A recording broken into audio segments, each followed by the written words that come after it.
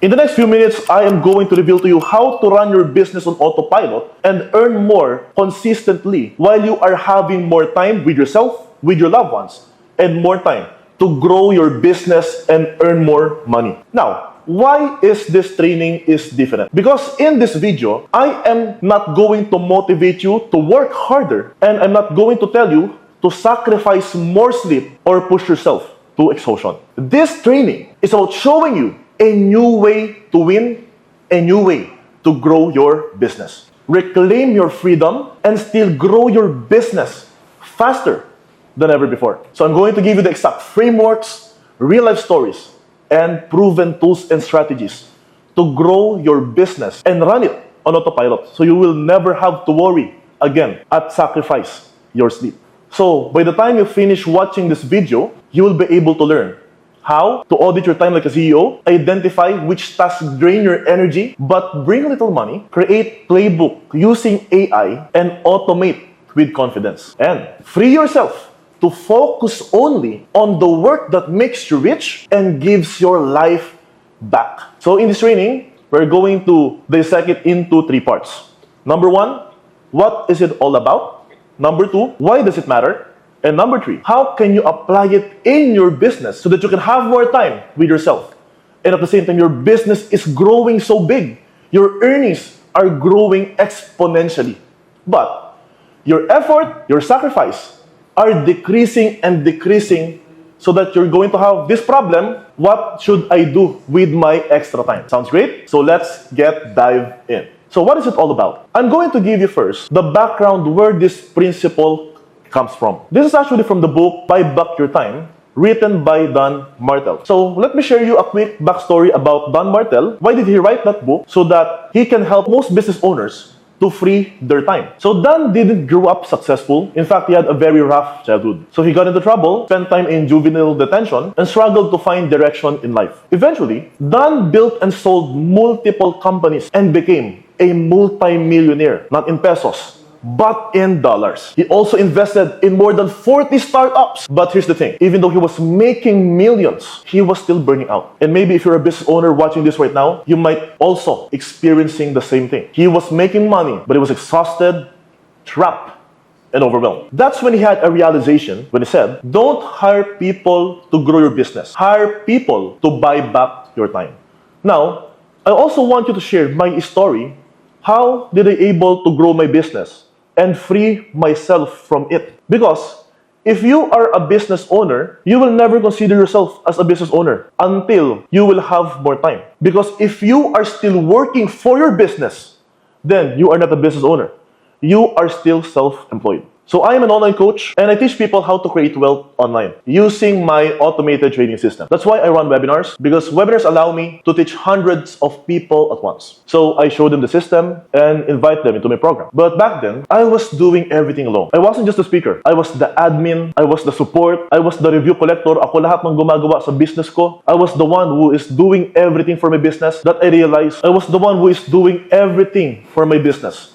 I was the tech support, I was the admin, I was the one who is answering the inquiries of my customers and my students. Sobrang stressful, sobrang burnout ako. That I realized, nung nagtatrabaho pa ako before, mas okay pa yung oras na gagawa ko dito compared sa nung nag-business ako. Akala ko, when I started my business, I'm going to have financial freedom. But I realized this one thing, and I also want you to understand. The real freedom is not just financial freedom, but combination of time and financial freedom. Even if you're having a financial freedom, but you don't have enough time, it's still not considered as freedom. Because what most important for us as business owners is our time. That's why you are going to learn in this video how to buy back your time and use your time to grow your business. And at the same time, you can enjoy your life as well. Now, let's going back to my story. Since I was the one who is running my webinars, drained na ako, I was still answering inquiries, imagine. Even until midnight, bago ako matulog, manabadaling araw na ako sa pagtulog. At syempre, pagka natutulog ako, pagising ko, marami nang na-miss na mga inquiries. Nasayang din yung mga customers at mga students na sana mag-enroll sa program ko. So, I know most of you nakaka-relate dito sa video na to. Maybe ikaw nanonood sa akin ngayon, hindi mo rin nasasagot yung mga inquiries ng mga nag-i-inquire sa'yo sa social media.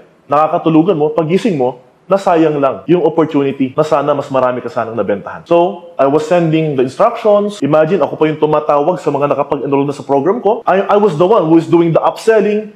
Binibentahan ko pa sila ng panibago. And I thought, I was saving money nung wala akong employee. But in reality, I was stuck.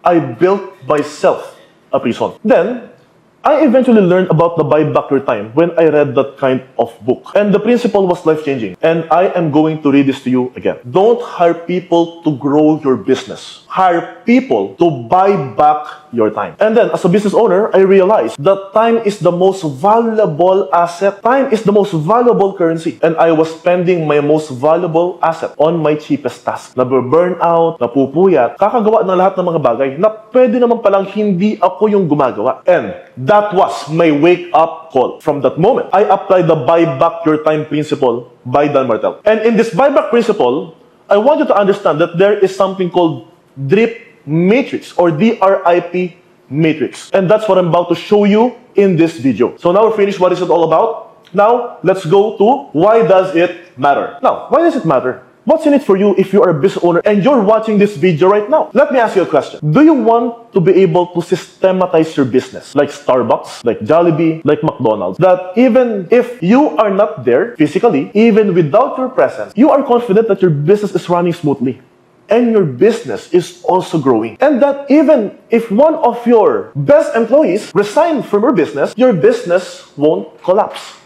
And you will not worry. Instead, you can replace that employee easily because your system is intact. So think about Starbucks. Every branch, whether you're in Manila right now, you are in Cebu, or even in New York, outside the Philippines, your cup of coffee tastes the same. And even the experience is the same. What's the reason? Why? It's because they built something called SOPs, or we can also know as playbook. So let's take Starbucks as an example of how they built their SOPs and why their coffee still tastes the same. From how the coffee beans are measured. So merong barista is going to measure that coffee, and then pagpunta mo sa Starbucks, of course, the barista will also greet you, and even they're also going to ask your name. And then the cashier, pagka bumili ka, na-notice mo ba na i-upsellan ka pa niya ng ibang pastries or ng iba pang food? Everything is documented. Everything is systematic. So even if one barista resigns, Starbucks doesn't panic. They're just going to hire another barista, and they're just going to train that same barista kung paano gawin nung dating barista yung ginagawa niya. So hindi ka mag-worry ngayon kahit na yung pinaka-best employee mo pa yung umalis sa work mo, or umalis sa business mo, dahil alam mo kung paano siya i-duplicate to another person. You're gonna figure it out in this training. And that's the power of SOPs. So, your business is growing. Maybe you are growing to another branch. Nagba-branch out ka na. You have a franchise business. Habang lumalaki yung business mo, maduduplicate mo pa yung mismong business mo dun sa another venture na papasukin mo. So, kahit na natutulog ka, kahit na busy ka with your loved ones, nakakapag-unwind ka, nakakapag-Netflix and chill ka, or let's say, nakakapag-travel ka sa iba-ibang lugar, you are still confident that your business is just creating a lot of money for you. Your business is now a cash machine. Now, you might be thinking, but Ronan, I'm not Starbucks, I'm not Jollibee, I'm not McDonald's. Nanonood ako sa video mo right now, pero small lang yung business ko. I totally understand. And you don't need to be. Dahil hindi mo naman kailangan maging sobrang laking company or organization para lang maduplicate yung sarili mo or maduplicate yung employees mo sa ibang mga employees pa. And I want you to understand that even if I made a lot of money, di ba, I was still the one doing everything. Diba? I was the admin, I was the support, but someone told me, and ito yung naging wake-up call ko naman. After I read Buy Back Your Time by Dan Martel, Ronan, your webinar may be about automated trading system. Maybe about you are helping other people to automate their trades, but your business is not automated. Now, study the Buy Back Your principles, implement it, automate your business. Because this is the reality in business that I want you to understand. Business owners don't fall into the trap of doing everything. Business owners often fall into the trap of doing everything. So the goal as a business owner, as an entrepreneur, is very simple. It's very basic. And I want you to take note of this. If you want to scale your business, it's by lessen your work, by creating a system that works even without you. Because majority of business owners out there think that sapat na yung hard work, kailangan mag-grind, magpuyat, doble sipag, doble effort. But in reality, ang totoong way para paluguin ang business mo is by decreasing your workload. Dahil kapag sobrang dami mong oras na ginugugol para dyan, mababurnout ka, mapupuyat ka, maaapektuhan yung mental health at physical health mo. Wala ka na rin magagawa para sa business mo. Wala ka ng capability.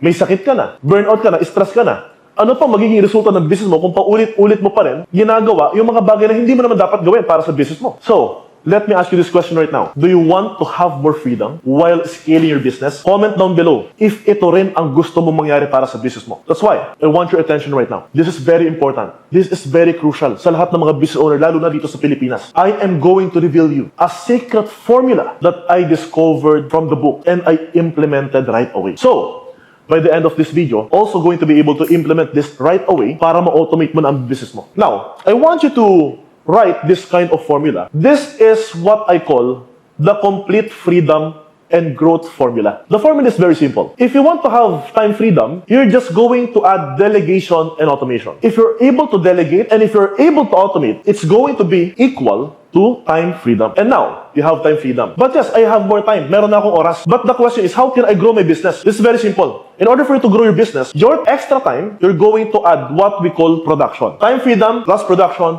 is equals to business growth. Kahit na sabihin kasi natin, marami kang oras. But the question is this, ginagamit mo ba yung oras mo para palaguin ang business mo? Or baka naman ginagamit mo yung oras mo para mag-unwind, para mag-party, para magsaya, para mag-enjoy. Kaya ngayon, nasasayang lang din yung extra time mo. So para mag-grow at mag-scale ang business mo, why not use your extra time to focus on growing the business? And this kind of time na ginagamit para mapalago yung business is what we call production. So time freedom plus production equals to business growth. Now, business growth. You're already growing your business. It means you are growing more of money. You are earning more. And again, I know that you're watching this video right now and maybe you are telling yourself, wow, I want this. Definitely. That's why ako lang yata ang gumagawa nito na nagtuturo dito sa YouTube. Maybe here in the Philippines, wala pa nakakapagturo nito. Kaya inunahan ko na sila. Kaya again, comment mo dito yung natutunan mo na parang masasabi mong very valuable to. Okay, more money tayo. Let's going back. More money. Ano nasusunod? I have more money. When you're having more money, ang gagawin mo ngayon, just go back to the cycle of delegation and automation.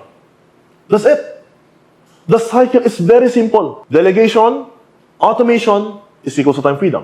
Time freedom, you have more time, plus production equals to business growth. Now, you have already grew your business. Business growth, more money. Now, you have more money, more delegation, plus more automation. And that is very basic and simple process. Now, after you listed all of your tasks, from low-value tasks, replacement tasks, investment, production, the next thing that you need to do is to audit your time like a CEO. And this is what I also exactly did. I audited my energy and time. You need to determine your buyback rate. Now, what is the meaning of buyback rate? Buyback rate is the rate that you are willing to give to your employees or to another person so that you can save more money. So, let me give you an example. If your annual income is 25 million, I'm assuming that you are a multimillionaire, divided into 2,000 hours. So that means you are earning 12,500 pesos per hour. Now, 12,500 pesos per hour divided by 4 equals to 3,125. If your hourly rate divided by 4, that means you already have your buyback rate. So therefore, you're earning 3,000 something, 3,125 pesos, that is your buyback rate. What we're going to do is, if you already know your buyback rate, therefore, you can spend 1/4 of your annual income so that you can have more time, you can have more money. So now let's go back to the DRIP matrix. DRIP matrix or DRIP, it stands for delegation, replacement, investment, and production. Delegation. This makes you little money but drains your energy. Katulad na napag-usapan natin kanina, yung tinuro ko, ito yung mga bagay na pwede naman hindi ikaw yung gumagawa, pero nai-stress ka at napupuyat, nadidrain yung energy mo, yung kaluluwa mo, kakagawa sa mga bagay na to. Like for answering inquiries, email, yung pagsagot-sagot ng mga tawag, sa mga customers mo, sa mga client mo, magpa-follow up sa kanila, pag-schedule ng mga calendar mo, schedule din ng flight mo, aalis ka ng appointment mo, yung mga maliliit na bagay na hindi naman talaga nakakapag-ambag ng malaki sa negosyo mo na pwede namang ibang tao. Now, let's go to replacement quadrant. Replacement quadrant, It makes you money but drains your energy. Katulad din ng nasabi ko kanina, ito yung, for example, scheduling webinar. Dati yung webinar ko, ako yung gumagawa pa rin ng email reminders manually. Ako yung ulit nung nagsaset up ng automation dahil pinapalitan kasi siya every webinar, papalitan ulit siya for the next date naman. Papalitan mo rin yung date sa landing page mo. So, yun naman yung lahi kong paulit-ulit na ginagawa noon. Isa pang example, writing ads, yung script. Paggawa ng ad script. Kung magrarang ka ng Facebook ads, tapos ikaw rin ang gumagawa ng lahat ng yon, kailangan mo na rin talaga na ma-replace yun. Number 3, investment quadrant. It makes you little money, yes, but it lights you up. Ano ba itong mga bagay na nakakapagpasaya sa atin, nakakagaan? Kahit hindi naman tayo kumikita dito, lagi natin ginagawa. Example, hindi na tayo lalayo, yung ginagawa ko ng araw-araw. I am conducting mastermind session every single week. I am collaborating with business owners, nakakapag-usap kami, nakakapagkwentuhan kami. Yes, it makes us little money. Wala naman tayong kikitain dun, di ba? Pero nakakagaan siya. Marami ka rin natututunan. Another example, pag-attend ng mga seminar, personal growth, IM plus coaching, for example, MMI, yung mga seminar sa atin dito sa Philippines, yun yung mga nakakapag-grow sa personal growth natin, personal development natin, physical activities. So, if you love boxing, sports, diba, badminton, basketball, yung mga outdoors, mga hobbies mo, siguro, sabihin natin yung pag na-Netflix nyo, nakabanding mo yung family mo, yan yung kahit na hindi naman nakakapagbigay sa atin ng pera. Pero, sobrang sarap lang, nakakapag-travel. Yan, isa pa yan. Pupunta sa Batangas, Pico del Oro, or pagkain ng steak sa Escobar. Yan yung mga nakakapagpagaang na kahit hindi ka naman kumikita, di ba? Gumagastos ka pa nga. Pero investment, kasi in the long run, you believe na malaking tulong to para sa'yo. Ito na, dito na tayo dadako sa production that I have already discussed with you, di ba? If you still remember the formula, if you already have time freedom, plus production, di ba, equals business growth. Ano naman itong production na to? Production, it gives you a lot of money and at the same time, it lights you up. So if you love to speak publicly, if you're a public speaker, if you love to train people, maybe you love conducting webinars, kahit na every single day, kahit na araw-araw pang ginagawa, katulad nung kumakailan lang, nagpunta kami ng Tarlac, kasama ko si Mark, nag-conduct kami ng speaking engagement doon. Kahit na wala naman akong kinita doon, transportation lang. Pero sobrang gaang sa pakiramdam. Pero actually, kumita naman ako. Actually, kumita ako doon, yes, pang transportation, pang food. Kahit na hindi naman sobra-sobra yung kinita, pero sobrang sarap sa feeling. Kasi this is what I love to do. It gives us a lot of money. At the same time, we love to do this. Yan yung mga bagay na nakakapagpag-grow ng business. At the same time, na-enjoy din natin. Then, ang ginawa ko ay categorize each task by using drip matrix. Susinulatan ko ng peso sign, isang peso sign kapag nakita kong low value task, ay, ito, paglilinis ng sahig, pag-fix ng bed, pagluluto, pagsasaing, pag-check ng email, pagsagot ng inquiries, pagsagot ng mga chat. Yan yung sinulatan ko siya ng 1 peso sign. Dahil hindi naman ito nakakapag-produce ng pera, pero nakakapag-consume ng time ko. Replacement naman na task, katulad ng writing ads, diba? Scheduling ad campaigns, scheduling email follow-ups, email reminders. Sinulatan ko naman ng double peso sign. If you're having your list right now ng lahat ng mga tasks mo, kapag ka D, isulat mo 1 peso sign. Kapag ka R, isulat mo 2 peso sign. Kapag ka I, investment, ang isulat mo 3 peso sign. Kapag production, it gives you a lot of money, at the same time na-enjoy mo, isulat mo 4 peso signs. What I did was, I eventually hired an admin support. Ito pa, ang gusto ko maintindihan mo. Hindi mo kailangan mag-hire ng sangkatutak na tao na baka kasi naiisip mo ngayon, so dapat pala marami akong empleyado, marami akong tao, ganun ba yun? It's actually not. Kahit isang tao lang na makakapagpagaan 90% ng workload mo, sapat na. Ito rin ang gusto ko maintindihan ninyo kasi, yes, we know now how to buy back our time. Delegation, meron tayong admin. But I want you to realize this, the most important part of a business is what we call relationship. Kasi if you are delegating your task to someone else, but kulang sa alignment, hindi rin magiging maganda para sa business mo. So yes, it's good to clone yourself, to duplicate yourself, but ask yourself first, are we aligned? Is this person aligned with my vision? Is this person aligned with my business? If yes, that's great. If not, maybe I can do something to make sure that this person will align to my vision, to my big dreams. At yan din ang gusto kong gawin mo right now since napanood mo tong video na to. Take action because again, knowledge is not enough. Knowledge is not power. Applied knowledge is power. So I want you to take action right away. After mo malis lahat ng mga tasks mo, maybe it's now the right time for you to hire an admin if you don't have any assistant right now. in your organization. So now we are finished with what is it all about. We're also finished with why does it matter. Now, the next is how can you apply it in your business? Because I want you to execute right away. If you are watching this right now, I want you to implement everything I am telling you. Just take action right now.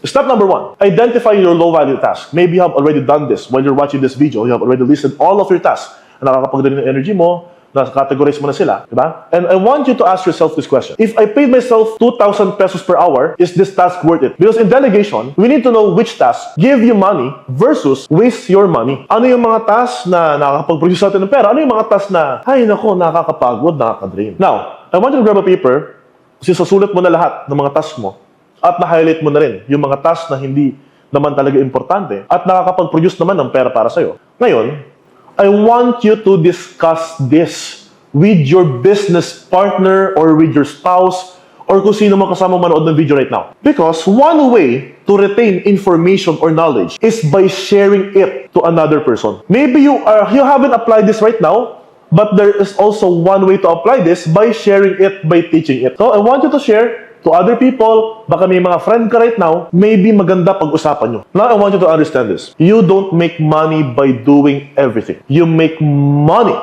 by doing the right things. It handles everything. Enrollments, upsells, reviews, community, scheduling emails, everything. At yan din ang gusto kong gawin mo right now since napanood mo itong video na to. Take action because again, knowledge is not enough. Knowledge is not power. Applied knowledge is power. So I want you to take action right away. After mo malis lahat ng mga tasks mo, maybe it's now the right time for you to hire an admin if you don't have any assistant right now in your organization. Step number 2, create SOP. But this time, this is not just a typical SOP na document, na paper, napaka-boring, no? Napaka-stressful. Ito ang ginagawa ni Dan Martel at ito rin ang ginagawa ko na gusto ko i-share sa inyo. This is what we call playbook. And this playbook is so simple dahil, yes, SOP, nakasulat siya, pero kung babasahin mo lang, paano ma-i-implement nung nagbasa? I want you to record a video of yourself doing this task. Each of the tasks that you are doing for every single day, document it, record it to make sure na yung papasahan mo ng task na yon, napanood niya at ma-implement niya right away. So kahit na sabihin mo na sumobrang galing ng tao na yan at umalis yan sa company mo, sa business mo, hindi ka pwedeng sabihan na, o hindi pwedeng mag-threat sa'yo na alis na ako dito sa business mo. Ayoko na. Pwede mo siyang palitan. So, gano'n kasimple ang pag-record ng video, paggawa ng playbook. Tapos lahat ng links na yon, kaya may tinatawag na Loom, lahat ng links na yon, i-compile mo, tsaka i-Google Docs mo siya, na itong video na to, this is about the SOP. So, i-combine mo yung SOP na document at yung mga video na nakatouch doon para pag napanood nila, okay, all goods na. Yes, meron ka ng playbook. Now, I want you to create a checklist. Checklist na kung nagawa ba ito, check. Nagawa ba ito, check. Nagawa, hindi nagawa.